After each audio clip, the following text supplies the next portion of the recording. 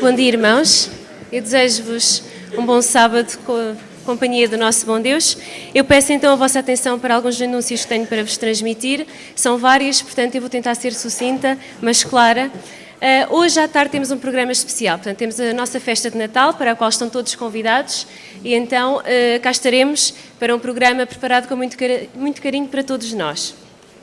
A direção de música pede para lembrar a todos os irmãos que as pré-inscrições para o ateliê de música acabam hoje. Portanto, quem está interessado tem até ao final da festa de Natal para fazer então a sua pré-inscrição junto da irmã Lena Romba.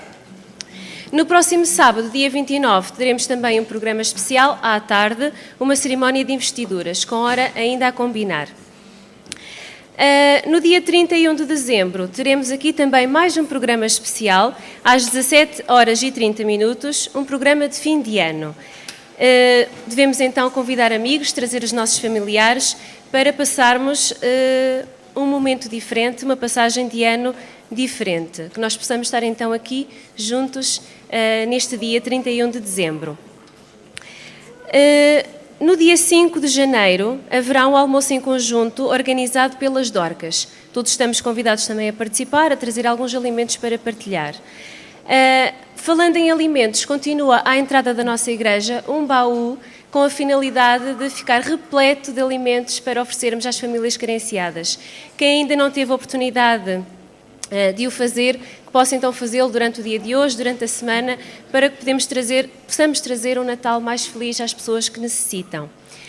No dia 5 de janeiro haverá reunião de oficiais da igreja. Portanto, aqui na Igreja do Funchal, às 16 horas, 5 de janeiro. Esta é uma nota importante. Todos os departamentos e oficiais da Igreja que estão neste momento em funções ficarão ainda em funções até dia 5 de janeiro. A transição acontecerá apenas no dia 12. Portanto, os oficiais que estão ao serviço ficarão ainda até dia 5 de janeiro. A transição será apenas no dia 12 de janeiro. Amanhã teremos o programa evangelístico com o tema Os Sinais da Vinda de Jesus, às 19 horas. Na quarta-feira, o culto de oração, onde estamos a estudar o livro dos Atos, onde podemos vir orar e buscar poder para uma vida de crescimento espiritual.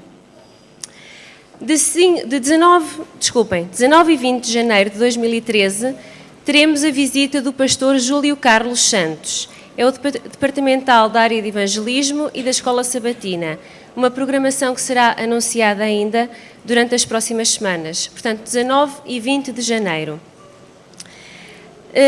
De 2 a 12 de janeiro, teremos 10 dias de oração.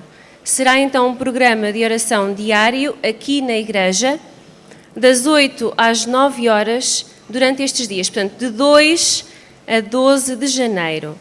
Aí no dia 12 de janeiro haverá uma transmissão da mensagem do pastor António Rodrigues, o nosso presidente. Portanto, façamos então planos, aqueles que puderem, para se dirigirem aqui nestas datas, nestes 10 dias especiais de oração.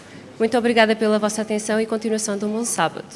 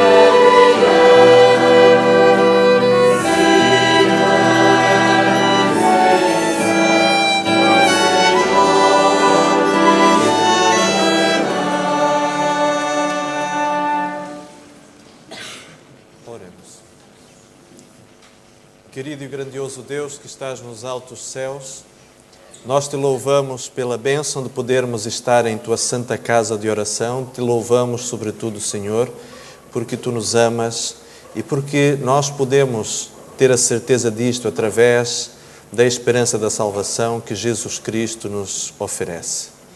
Neste momento, bondoso Pai, em que continuaremos a nossa adoração a Ti e o faremos através do ouvir da Tua palavra, que Tu, Senhor, possas desbloquear o nosso coração, para que tudo aquilo que tens para nos oferecer nesta manhã ainda possa ser recebido de forma susceptível no nosso coração, de forma que cresçamos na medida daquilo que Tu esperas que cada um de nós possa crescer.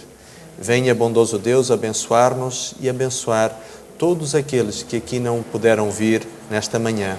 É o que nós te pedimos e agradecemos em nome de Jesus. Amém, Senhor.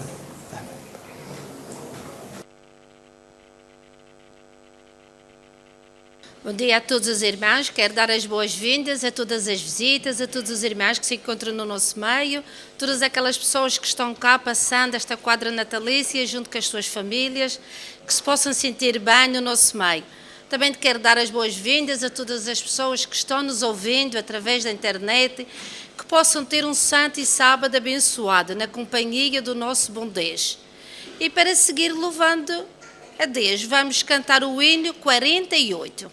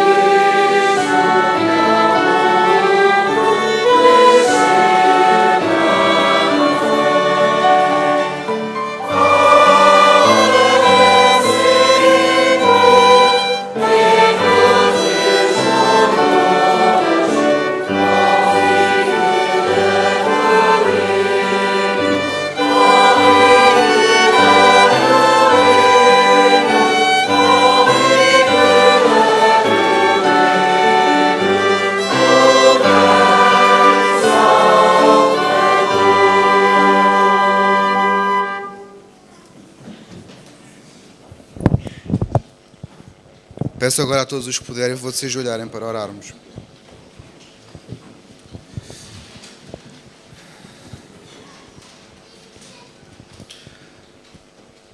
Graças, Senhor, te damos por termos vindo adorar e graças, Senhor, te damos também por teres vindo a esta terra morrer por nós. Vem, Senhor, nos ajudar nesta época de Natal a compreendermos que o mais importante acima de tudo, Senhor, é que tu possas nascer no coração de cada um de nós. Vem, Senhor, nos manter isto sempre na nossa ideia, Senhor, para além de tudo o resto que esta quadra nos lembra, pois, Senhor, será o mais importante e será aquilo, Senhor, que tu queres para cada um de nós. Em nome de Jesus. Amém.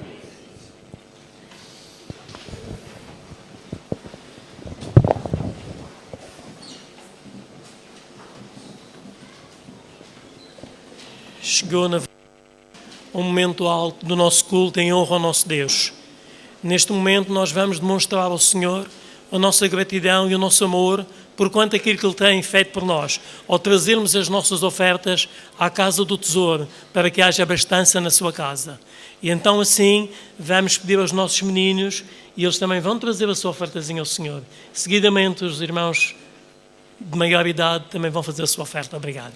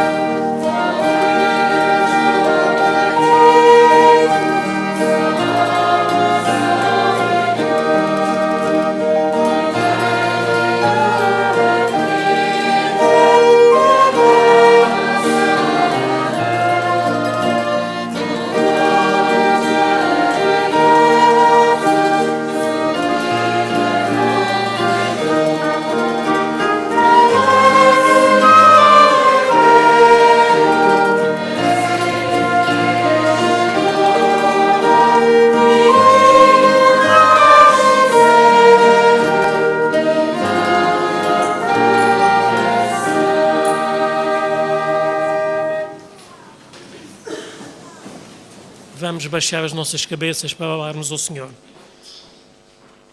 Altíssimo Deus e Pai, que habitas nos altos dos céus, muito obrigado, Senhor, pela vida e pela saúde que nos tens dispensado, pelas imensas bênçãos que nos tens concedido. Neste momento, Senhor, queremos te agradecer tudo o que tens feito por nós. Ó bom Pai, o que é que nós podemos te dar, Senhor? Nada temos, Senhor. Unicamente uma vida que tu bem conheces, Senhor. Mas, Senhor, nós queremos te oferecer tudo. O nosso coração, Senhor. Vem, Senhor, habitar em nós. Tu, bom Pai, deste tudo por nós. No alto da cruz fizeste tudo, Senhor. E nada podemos fazer por ti.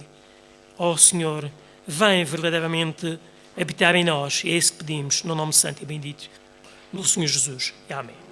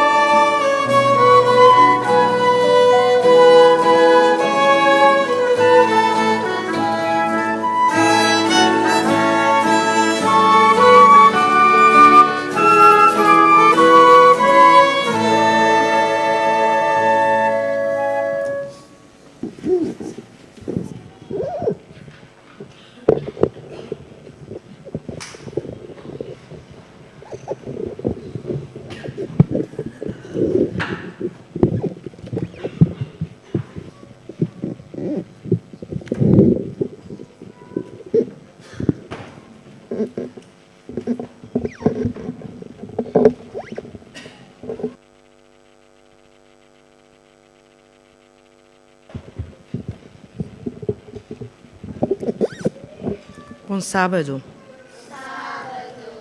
Estão todos com um sorriso de orelha a orelha, não é? Porque é sábado, não é? Eu tenho uma história hoje muito bonita para vos contar.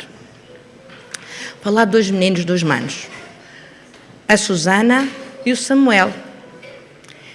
Eles estavam prontos já para ir para a cama. Não estavam ainda bem prontos, estava quase na hora de ir para a cama. Eles tinham estado na janela a ver as sombras da tarde aparecer. Primeiro estava assim que se via as sombras, mas depois já não se via nada, estava tudo escuro.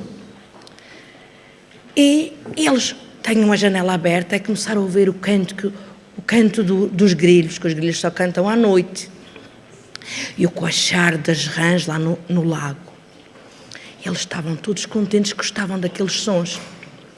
Mas o pai tinha feito uma promessa a eles, que se eles fossem rápido mudar a sua roupa para vestir o pijama, eles iam ir à rua, ao quintal, ver a luz da lua, iam admirar a lua. Vocês sabem que nesse dia foi o dia mais rápido que eles mudaram de roupa. Vestiram o pijama e foram para a rua, sentaram-se na relva lá no jardim e puseram-se a admirar a lua e as estrelas, e começaram aos poucos a cintilhar pequenas estrelas lá no céu. Eles estavam deslumbrados com a beleza. Então o pai contou que as luas falaram também, que a lua e as estrelas tinham sido feitas por Deus há muito tempo atrás e que foram para iluminar, para dar esplendor à noite, e o sol para governar o dia. E depois, vocês sabem uma coisa, o Samuel, mas a Susana pediram ao pai se não podia, nesse dia, o culto da noite, ser feito ao ar livre. E o pai achou uma boa ideia e disse que sim.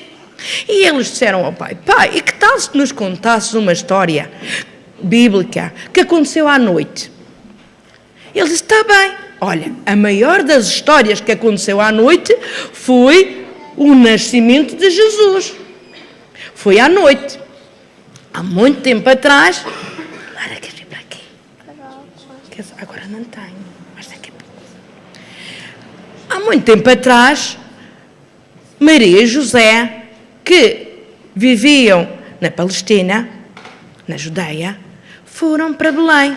Tiveram que viajar muito tempo, durante muito tempo, a chegar à cidade de Belém, que eles viviam muito longe, e tiveram que usar um burrinho para essa travessia, para essa viagem que eles fizeram. E Maria estava grávida de Jesus, e Jesus estava perto do seu nascimento. Eles, quando chegaram a Belém, já estava de noite, já praticamente toda a gente dormia, e eles estavam muito cansados da viagem. Então, José foi bater à porta das estalagens, dos hotéis que ali existiam, em Belém. Mas ao baterem nas portas, estava tudo cheio, porque havia muitos visitantes que tinham ido àquela cidade de Belém. E eles não encontraram lugar, não havia lugar para eles ficar. Mas, numa estalagem que eles bateram, o estalageiro disse, olha, não tenho um quarto para vos dar, mas eu tenho alguma coisa que talvez vos sirva. O lugar onde eu guardo o gado, onde está os animais, o estábulo, ele está limpinho e quentinho e não há barulho. Vocês podem ficar ali. Será que vos serve? E José disse, sim, serve, é bom. E aceitaram. E ali, naquele estábulo, nasceu o bebê Jesus. E Maria, muito feliz, enfaixou o seu menino em paninhos. E José cobriu a manjedoura, que é um dos animais que comem a sua palhinha, e lá ela deitou o seu bebê Jesus. Mas vocês sabem, nas colinas, estava alguém especial lá nas colinas a guardar determinados animais. Vocês sabem quem eram? Os pastores estavam guardando que animais? Ovelhas. Eles estavam lá a guardar e estavam falando sobre a vinda de Jesus. E quando eles estavam a falar, só eles é que estavam acordados, a maior parte das outras pessoas estavam todas a dormir. Ninguém sabia que Jesus tinha nascido em Belém. Eles estavam lá a falar sobre o nascimento de Jesus. E quando apareceu um anjo, ele falou e comunicou a eles que Jesus tinha nascido em Belém. E lhe deu todos os sinais para eles irem lá adorar um menino. Mas vocês sabem, apareceu um anjo com um brilho muito forte, com uma grande luz que os iluminou, e havia mais anjos com eles. E naquele dia houve um cântico muito especial que nunca se ouviu na terra, nunca ninguém cantou um cântico igual àquele. Foram os anjos a cantar os hosanas a Cristo Jesus. Eles cantaram a Jesus um cântico muito lindo. Os pastores ficaram todos muito admirados e muito felizes e foram logo à procura do menino. E para onde eles passaram, aqueles que eles encontraram na rua, alguém que eles encontraram que não estava dormindo, eles contaram aquilo que eles tinham ouvido e aquilo que eles tinham visto. E eles foram e encontraram Maria lá no estábulo com José e com o menino estava tudo embrulhadinho em paninhos. E eles ficaram muito felizes, os pastores. Ficaram tão contentes e tão felizes. Vocês sabem, quando o pai estava contando esta história à Susana e ao Samuel, eles estavam muito contentes. E o Samuel disse assim ao papá: "Oh papá, que história tão bonita. Obrigado pela história que nos contastes hoje." Então, o papá, mais a Susana e mais o Samuel, fizeram uma oração muito especial, agradeceram por aquela bela história que o pai tinha contado, pelaquela história da Bíblia, e deram graças e pediram a proteção para aquela noite. Olha, vocês alguma vez, ou vocês sabem de alguma história que se passa na Bíblia, que esteja contada na Bíblia, que também se passou à noite? Qual? A história que Jesus foi orar para o jardim de Getsemane. Sim, senhor. Mais? A morte de Jesus não foi à noite. O processo da condenação de Jesus foi à noite. Jesus morreu de dia. Alguém mais sabe? Lembra-se de alguma história? Jesus também ressuscitou pela manhã. Daniel e José. Mas não foi à noite. Mas alguma... Ninguém se lembra. E vocês não se lembram de Jesus estar a dormir num barco à noite e que veio uma grande tempestade? Sim, a peste. Sim. E mais, e aquela história de Nicodemos? Vocês já ouviram falar de Nicodemos que foi ter com Jesus à noite? Há muitas histórias que passaram-se à noite, tal como o nascimento de Jesus. São histórias muito bonitas e que vocês também, a maior parte delas vocês sabem. São histórias que nós gostamos. Pois é, são histórias que nós gostamos de ouvir e que vocês gostam de ouvir, não é? Agora eu vou-vos dar um desenho para vocês pintarem, que é sobre esta história que eu acabei de vos contar, que o pai do Samuel e da Susana contaram a eles, para que vocês possam estar no culto quietinhos a pintar esta história, está bem? E agora um resto de um sábado feliz para vocês.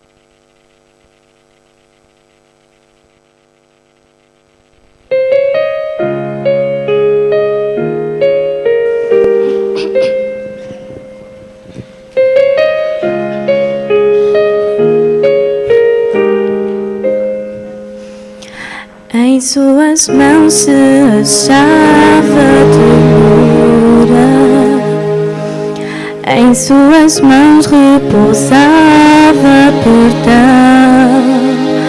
O seu olhar de amor fazia qualquer pecador se arrepender.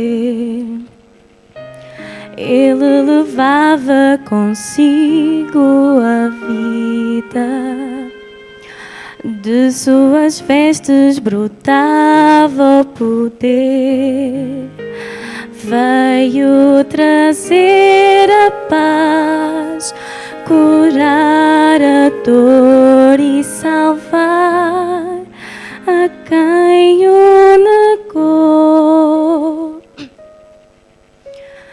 Cristo Jesus, o Filho de Deus, e o mundo não quis ouvir seu chamar.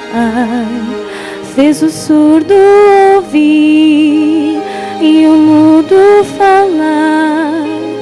Fez o morto se levantar. E quem aceitasse o seu favor herdaria o seu amor. Ele veio morrer para ser o nosso Salvador.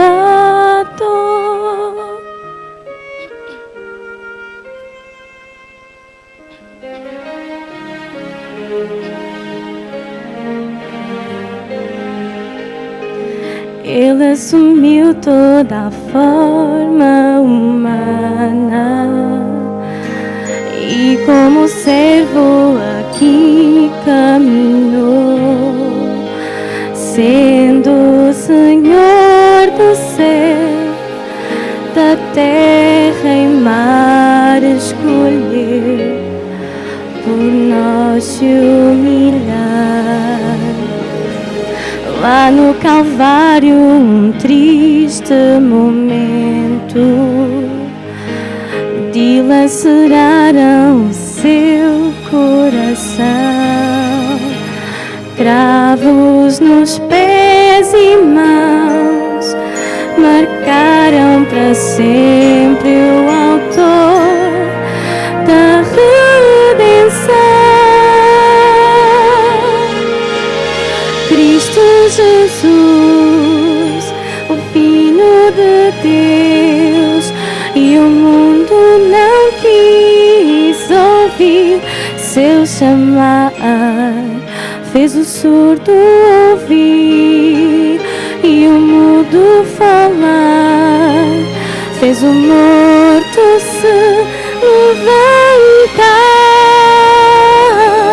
E quem aceitasse o seu favor herdaria o seu amor. Ele veio morrer para ser o nosso Salvador.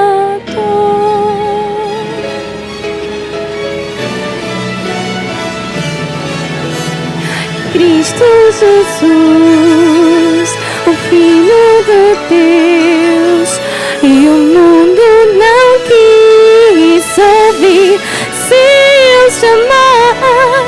Fez o surdo ouvir e o mudo falar. Fez o morto se levantar.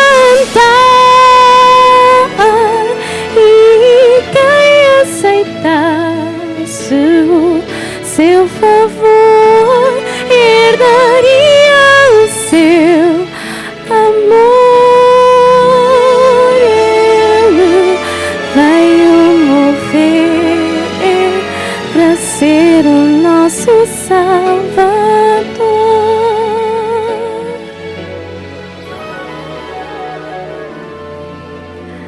Veio morrer para ser o nosso Salvador.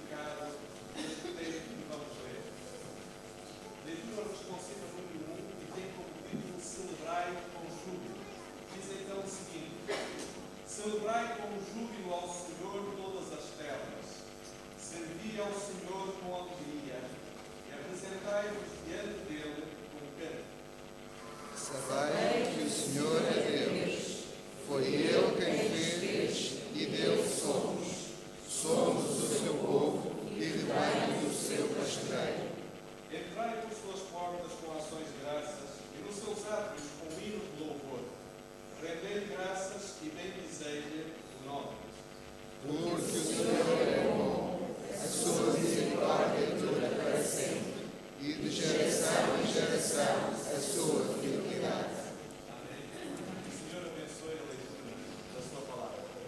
Meus queridos irmãos e amigos, como é notório, mesmo para os mais distraídos, estamos à beira do Natal. E todos os anos nós somos conduzidos a recordar os acontecimentos relacionados com o nascimento de Jesus, de nosso Senhor.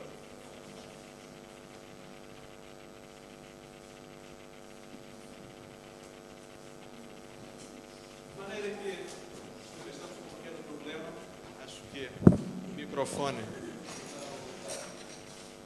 está. Agora conseguem me ouvir bem? Muito bem. Pedimos desculpas àqueles que nos estão a acompanhar pela internet, mas nem sempre é fácil quem está aqui à frente se aperceber da difusão do som, principalmente eu que sou muito distraído. Assim estávamos a dizer que nesta altura do ano, nós somos levados, portanto, a refletir sobre a importância do nascimento de Jesus Cristo. E gostaria para este momento de reflexão de convidar os irmãos a abrirem a sua Bíblia no livro de Gálatas, na epístola do apóstolo São Paulo aos Gálatas, o capítulo 4, verso 4 também. Gálatas, capítulo 4, verso 4. E diz assim a palavra do Senhor por inspiração divina ao apóstolo São Paulo, Gálatas, capítulo 4, verso 4. Mas vindo a plenitude dos tempos, Deus enviou o seu Filho nascido de mulher, nascido sob a lei. Esta expressão, plenitude dos tempos, foi ou tem sido alvo de profunda reflexão dos estudiosos da Bíblia. E Ellen White, num dos capítulos, no capítulo número 3 do livro Desejado de Todas as Nações, apresenta ali uma série de 6 itens que demonstram a maturidade dos tempos para o nascimento de Jesus. Sabem, meus queridos irmãos e amigos, Deus não faz nada ao acaso. Na verdade, Deus nunca deixa nenhuma ponta solta. Deus não faz as coisas em cima do joelho. Deus não deixa que nenhum plano seu seja estudado ao mínimo detalhe. Por isso, quando Jesus nasceu, no ano 4 a.C., quando Jesus nasceu, tinham sido formadas um conjunto de circunstâncias que prepararam ou que deixavam preparada a ocasião adequada para a pregação, para a missão de Jesus Cristo. E estas 6 razões são muito interessantes. A primeira delas é que vivia-se, naqueles tempos, um período de unidade geográfica e política entre o mundo mediterrâneo.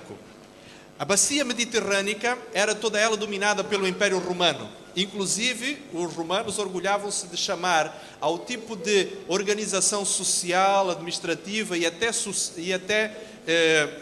organização entre os povos de Pax Romana. A paz dos romanos, através da força dos romanos, através das suas legiões, através da organização, da estrutura organizativa da sociedade romana, estava a organizar naqueles tempos, portanto, os vários povos que viviam ao redor do mar que foi o mar Mediterrâneo, o berço das principais civilizações modernas.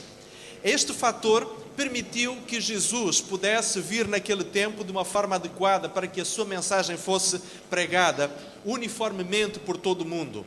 É interessante que os romanos tinham criado, ao longo do período em que geriram o mundo mediterrâneo, tinham criado estruturas administrativas, tinham criado inclusive uma linha ou uma rede viária que permitia com que qualquer pessoa pudesse, via terrestre ou marítima, ir a qualquer parte do Império em relativamente pouco tempo. Nunca antes tinha acontecido isso, nunca antes tinham existido estas condições, e isto serviu como uma forma de facilitar aquela que haveria de ser a pregação do Evangelho durante os anos seguintes.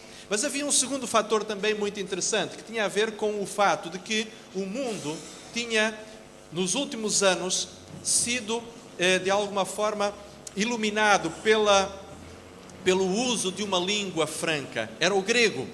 A grande maioria das pessoas em qualquer parte do mundo mediterrâneo eram capazes de comunicar-se ou de entenderem-se através da língua grega. E este foi um segundo fator também de grande importância para a propagação do Evangelho.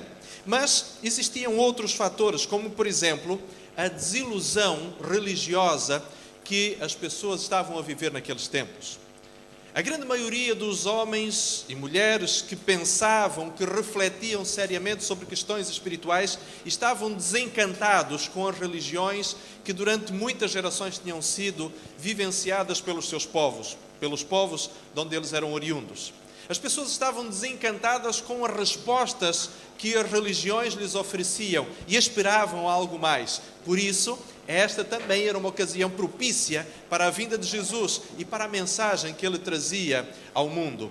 Havia também uma degradação moral, como nunca antes tinha sido vista. E esta degradação moral que o mundo estava a viver levava a que as pessoas estivessem altamente carentes de um padrão religioso, de um padrão moral, de um padrão ético que estivesse acima daquilo que elas estavam habituadas até então. E Jesus, quando veio e quando os seus discípulos começaram a pregação do Evangelho, rapidamente as pessoas acabaram por aceitar, muitas delas com grande sofreguidão, o ensinamento do Evangelho, porque elas desejavam religiões, desejavam algo que lhes oferecesse uma mensagem que fosse ao encontro das suas próprias necessidades espirituais. As pessoas estavam carentes de ver que que o bem poderia prevalecer sobre o mal. A degradação moral foi, portanto, por incrível que pareça, um sinal ou um momento que mostrou, ou uma circunstância que mostrou a maturidade dos tempos para a vinda de Jesus. Ainda, um outro aspecto importante tinha que ver com o fato de que, principalmente a religião judaica, tinha-se de tal forma enchido de ritualismo que os próprios judeus, o próprio povo de Deus, ansiava por algo melhor, por algo que pudesse vir ao encontro das suas próprias necessidades espirituais. É por isso que, por inspiração divina, o apóstolo Paulo diz que, vinda a plenitude dos tempos, Jesus nasceu. Meus queridos amigos, meus queridos irmãos, nada acontece na história do nosso planeta sem que seja por vontade de Deus. E acreditem que, mesmo estando nós a viver neste momento uma crise mundial sem precedente, Deus não está alienado do que está a acontecer, Deus não está desatento e nada ainda fugiu ao alcance das mãos de Deus. Na verdade, tudo isto, por pior que possa parecer, faz parte dos próprios planos de Deus. Deus tem um objetivo com tudo isto. Não acreditem, meus queridos, que Deus é o responsável por isto que existe. Não é que Deus tenha querido que o ser humano estivesse a padecer as necessidades que estamos a padecer, que a sociedade estivesse a deteriorar-se, que o mundo estivesse a esfacelar-se com guerras e conflitos sociais, conforme está a viver. Não era o plano de Deus que isto acontecesse. Mas isto não está fora daquilo que Deus possa controlar. O Senhor, a seu tempo, haverá de fazer com que a sua vontade finalmente prevaleça e com que os seus planos finais realmente aconteçam. Isto, meus queridos, apenas para introduzir aquilo que nós vamos estudar neste momento, que é na realidade uma pergunta. Quem estava preparado para receber Jesus naquela noite em que ele nasceu em Belém? Gostaria de convidar-vos agora a abrirem a vossa Bíblia no Evangelho de São Lucas, no capítulo 2, e nós vamos ler a partir do verso 8 até ao verso 18. Lucas, capítulo 2, do verso 8 em diante. Evangelho de São Lucas, capítulo 2, do verso 8 em diante. Nós encontramos aqui a descrição não só do nascimento de Jesus, mas especificamente do encontro que os pastores tiveram com um grupo de anjos. Evangelho de São Lucas, capítulo 2, a partir do verso 8, diz assim: Ora, havia naquela mesma comarca pastores que estavam no campo e guardavam durante as vigílias da noite o seu rebanho. E eis que o anjo do Senhor, vindo sobre eles, e a glória do Senhor os cercou de resplendor, e tiveram grande temor. E o anjo lhes disse: não temais, porque eis que vos trago novas de grande alegria, que será para todo o povo. Pois na cidade de Davi vos nascerá hoje o Salvador, que é Cristo o Senhor. E isto vos será por sinal: achareis o menino envolto em panos e deitado numa manjedoura. E no mesmo instante apareceu com um anjo uma multidão dos exércitos celestiais, louvando a Deus e dizendo: glória a Deus nas alturas, paz na terra e boa vontade para com os homens. E aconteceu que, ausentando-se deles os anjos para o céu, disseram os pastores uns aos outros: vamos, pois, até Belém e vejamos isto que aconteceu e o que o Senhor nos fez saber. E foram apressadamente e acharam Maria e José e o menino deitado na manjedoura. E vendo-o, divulgaram a palavra acerca do menino que lhes fora dita. E todos os que a ouviram se maravilharam do que os pastores lhes diziam. Mas Maria guardava todas estas coisas, conferindo-as em seu coração. Meus queridos irmãos, meus amigos, vamos pensar aqui uma coisa. Naquela noite do nascimento de Jesus, que pessoas existiam em Israel? Ou melhor, que classes de pessoas existiam na Judeia que poderiam receber Jesus? Bem, nós temos os pastores, a respeito daquele dos quais já lemos. Nós temos também os doutores da lei, os sacerdotes, a liderança religiosa de Israel. Nós temos o povo comum. Temos Herodes, o rei, e temos também os magos que se puseram a caminho a certa altura para visitar o rei Salvador. Sobre cada um destes, eu gostaria de rapidamente fazer algumas breves reflexões para que nós possamos analisar até que ponto nós nos podemos identificar com cada um destes grupos. Vamos começar pela liderança de Israel. Bem, sabem, o povo de Israel era liderado por uma classe de pessoas que tinham grande ascendência sobre elas ao nível moral, ao nível religioso. Não devemos esquecer que Israel, apesar de ser um povo, o povo de Israel, apesar de ser uma nação governada por um rei e dirigidos superiormente pelo Império Romano, ainda continuavam a ter muito de teocracia. A importância da palavra de Deus, a importância da religiosidade entre o povo de Israel continuava ainda a ser predominante. E os sacerdotes, os escribas, os doutores da lei, todas aquelas pessoas que tinham forte envolvimento com a religião judaica, eles continuavam a ser, para todos os efeitos, os líderes da nação. Estas pessoas que estudavam a Bíblia há muitos anos, conheciam e tinham motivos e razões para saber que Jesus, ou melhor, o Messias, estava para se manifestar. Há profecias na Bíblia, como por exemplo Miqueias capítulo 5, verso 2, que diz claramente o local do nascimento de Jesus. Diz que o Messias haveria de nascer na cidade de Belém. E há um detalhe muito interessante, não sei se se recordam, Miqueias refere Belém como Belém Efrata. Na realidade, Miqueias, para não deixar qualquer margem de dúvida, faz referência aos dois nomes pelos quais a cidade de Belém era conhecida. Belém em hebraico e Efrata em aramaico. Eram as duas expressões, eram os dois nomes pelos quais a cidade de Belém era conhecida. Ambos tinham o mesmo significado, casa de pão. Jesus nasceu em Belém, que quer dizer casa de pão, ou melhor também padaria, porque na realidade Jesus haveria de fazer referência justamente ao local do seu nascimento, quando alguns anos mais tarde, já durante o período do seu ministério, disse: eu sou o pão da vida, referindo-se portanto ao lugar, ao local do seu nascimento. Os sacerdotes sabiam muito bem que Jesus, ou o Messias, deveria nascer em Belém, mas o tempo também estava determinado. Os irmãos recordem-se, se nós tivéssemos tempo para ir até lá, iríamos dar uma olhada em Daniel capítulo 9. A partir do verso 22, encontramos ali o quê? Encontramos ali a descrição que o anjo faz a Daniel da profecia das 70 semanas. E se os irmãos recordarem bem, nós vamos encontrar ali naquela profecia das 70 semanas, ou seja, dos 490 anos, uma série de indicações cronológicas extremamente importantes. Desde a saída da ordem para a reconstrução de Jerusalém até a manifestação do príncipe, do ungido.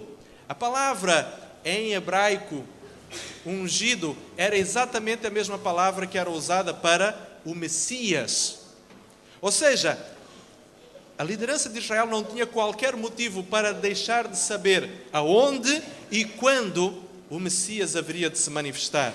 De maneira que o povo de Israel estava na expectativa, efetivamente, do nascimento do Messias, ou pelo menos da manifestação do Messias. Mas, o que é que aconteceu com os líderes de Israel? Eles não estavam preparados para receber Jesus. O rei Herodes, este era um ciumento de carteirinha. Era alguém que estava tão preocupado em manter o seu trono, estava tão preocupado com o seu próprio umbigo, que não tinha nada mais que ver além, a não ser alguém que eventualmente pudesse se intrometer na sua liderança, no ocupar do trono de Israel. Depois existia o povo simples. Vocês sabem, muitas vezes nós pensamos no povo de Israel, as pessoas do povo, como pessoas que talvez fossem ignorantes. Não eram. O judeu típico, o judeu médio, não era uma pessoa ignorante a respeito dos assuntos bíblicos. Haja visto, cada sábado que o povo de Israel, ou que cada judeu ia à sinagoga, a palavra de Deus era-lhe pregada. Na verdade, a palavra sinagoga, que era o nome das igrejas daqueles tempos, quer dizer justamente local de ensino. E o povo de Israel era um povo esclarecido. Mesmo o mais simples e distraído judeu tinha noções muito claras da palavra de Deus. Conhecia de forma clara muitas das profecias bíblicas. E estas pessoas também não estavam, de alguma forma, completamente alienadas dos tempos e das circunstâncias que estavam a viver. Mas qual era a grande preocupação do povo de Israel? Qual era a grande preocupação do povo médio em Judá? Era em sobreviver, ganhar o pão diário para a sua sobrevivência, em pagar os impostos e falar mal dos romanos, porque este era o desporto nacional dos israelitas naquele tempo. Era lamentar a ocupação romana, falar mal dos ocupadores, dos ocupantes de Israel, lamentar-se e vociferar, quando era possível, contra os magistrados romanos. Estas pessoas, muitas vezes, quando pensavam no Messias, normalmente o que imaginavam era um líder, um general, um rei vitorioso que haveria de surgir para libertá-los dos odiosos romanos e expulsar a corja da família de Herodes. Era isto que eles pensavam. Portanto, estavam tão preocupados com estes assuntos que não lhes sobrava tempo para pensar sobre o verdadeiro libertador que estava para vir. E quem nos sobra então? Sobram os pobres pastores, homens simples, que enquanto estavam ali nas colinas de Belém, não sabemos se eles eram habitantes regulares de Belém ou se eram pessoas que estavam como pastores nómadas vindos de alguma outra região, trazendo para aquele lugar, para aqueles pastos, as suas ovelhas. Mas o que é certo é que enquanto ali estavam, Ellen White diz-nos que durante aquelas noites, ao final do dia, aqueles homens conversavam a respeito do Messias e de quando seria a altura do nascimento do Messias. E quando finalmente os pastores viram o anjo que lhes anuncia o nascimento de Jesus, eles, imaginem a surpresa daqueles homens. Imaginem o que é, meus queridos irmãos, nós estarmos aqui a falar sobre algum assunto bíblico, algum assunto profético. E de repente, aparecer-nos um ser enviado do céu para nos esclarecer as dúvidas que nós pudéssemos ter sobre esse assunto. Já imaginaram a surpresa que seria?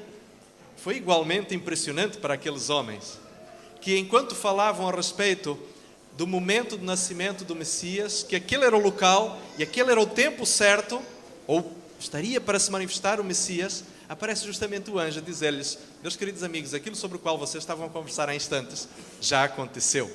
Vão até um lugar onde vocês vão encontrar um menino envolto em panos, deitado numa manjedoura, e podem adorá-lo, porque ele é verdadeiramente o cumprimento de todas essas profecias. Profecias que aqueles homens estavam a falar que tinham sido feitas há cerca de 700, 500 anos antes, cada uma delas. Havia também os magos. Quem eram os magos? A senhora White diz-nos que estes magos eram, na verdade, sábios orientais. Nós não sabemos exatamente de onde eles eram. Provavelmente da região ali da Mesopotâmia, da região entre o rio Tigre e o rio Eufrates. Estes homens eram pessoas de ascendência social nobre, mas também o eram no caráter. E estes homens, embora não fossem judeus praticantes propriamente dito, embora não fossem circuncidados, por exemplo, embora não fizessem dos rituais judaicos a sua prática diária, eles ainda assim eram pessoas tementes a Deus. Ellen White tem um comentário muito interessante a respeito deste tipo de circunstância dos sábios orientais. Ela diz que a luz do conhecimento de Deus sempre brilha no meio dos idólatras. Interessante isto. E estes homens, baseados numa única profecia, feita por um profeta fajuto, um profeta que era, na realidade, um grande traidor, Balão. Eles, baseados naquela profecia que diz de Jacó procederá uma estrela que anunciará o nascimento do rei, eles estiveram disponíveis para, sob inspiração divina, deixar a sua terra, viajar durante a noite para acompanharem a estrela que durante as horas escuras do dia lhes indicava o caminho e irem até Jerusalém e depois até a cidade de Belém. Sabem, meus queridos amigos, cada um destes intervenientes nesta história tinha boas razões para receber Jesus. Tinha informação suficiente ao seu alcance para ter recebido Jesus. Apenas dois grupos o fizeram, os pastores e os magos. E sabem aqui, meus queridos amigos, uma pergunta muito simples nos fica na mente. Diante desta reflexão que nós aqui rapidamente fizemos, que tipo de pessoa nos convém ser? Que tipo de pessoa lhe convém ser, meu querido amigo e irmão? À semelhança dos tempos do nascimento de Jesus, Jesus está para voltar novamente. Nós tivemos a oportunidade de estudar durante esta semana que a primeira vinda de Jesus só fez sentido porque haveria uma segunda vinda. E a segunda vinda está para acontecer. E a grande pergunta é, meus queridos irmãos, que tipo de pessoa nos convém ser a nós? Eu acredito que muitos aqui gostariam de se identificar com os pastores e com os magos. Com os pastores porque talvez nos sintamos pessoas relativamente simples e humildes e não tão detentores de conhecimento como, quem sabe, os doutores da lei. E, meus queridos irmãos, na verdade, os pastores estavam preparados para receber Jesus e isto para nós é uma grande lição. Porque a palavra de Deus está ao alcance de qualquer pessoa. Inclusive, aqueles humildes cuidadores de ovelhas tinham condições de estar preparados para receber o Mestre Jesus. E até os intelectuais, até aqueles que estudam profundamente o conhecimento humano e a revelação divina, estes também podem encontrar a luz do conhecimento de Deus. Estas duas classes de pessoas mostram-nos que o conhecimento de Deus é universal e que está ao alcance de cada um de nós. Esclarecido ou não, culto ou nem tanto, rico e inteligente ou talvez não, nem por isso. Qualquer um de nós tem ao seu alcance o conhecimento necessário para poder receber neste exato instante Jesus em seu coração e aguardá-lo como seu bem-aventurado amigo e mestre. Jesus está para voltar segunda vez. Que resposta, meus queridos, que tipo de preparação nós teremos em nossa vida? Como nos encontrará o Mestre Jesus quando voltar segunda vez? Que o Senhor nos ajude a que possamos fazer parte da classe dos pastores e dos sábios orientais, que possamos recebê-lo como nosso amigo, com alegria e com entusiasmo. Que o Senhor abençoe a todos. É a minha oração. Amém.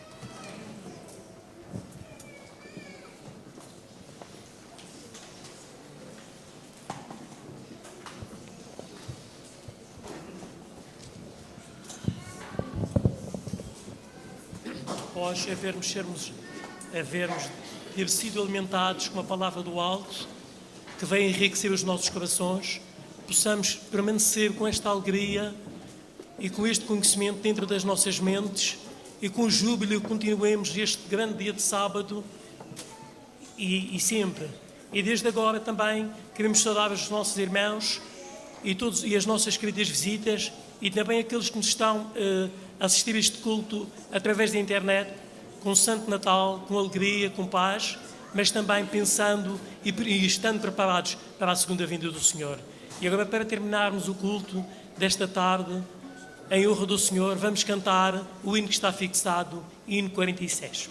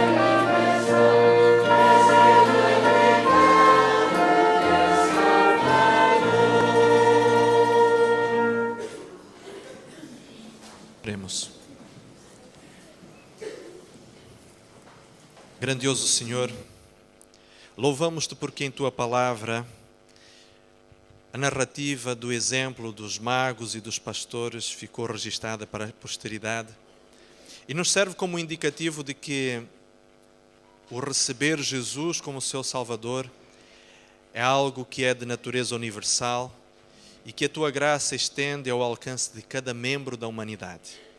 Obrigado, Senhor, porque dentro de cada um de nós existe a possibilidade de recebermos Jesus como nosso Salvador. Nesta manhã, bondoso Deus, depois desta reflexão bíblica, nós te pedimos que Tu nos ajudes a podermos identificar-nos na busca e na intensidade do desejo de ver Jesus voltar. Ajude-nos a identificarmos-nos com os pastores e com os magos. Ajude-nos, Senhor, a sentirmos o desejo de ver Jesus voltar como o nosso grande amigo. Ajude-nos, bondoso Deus, a desejarmos a Sua presença em nossa vida, como aqueles que estão saudosos de um amigo que já não vem há muito tempo. Obrigado, Senhor, porque Tu nos convidas a sermos co-obreiros e co-herdeiros do reino eterno. Nós Te agradecemos e pedimos isto, não que mereçamos, mas em nome de Jesus. Amém, Senhor. Amém.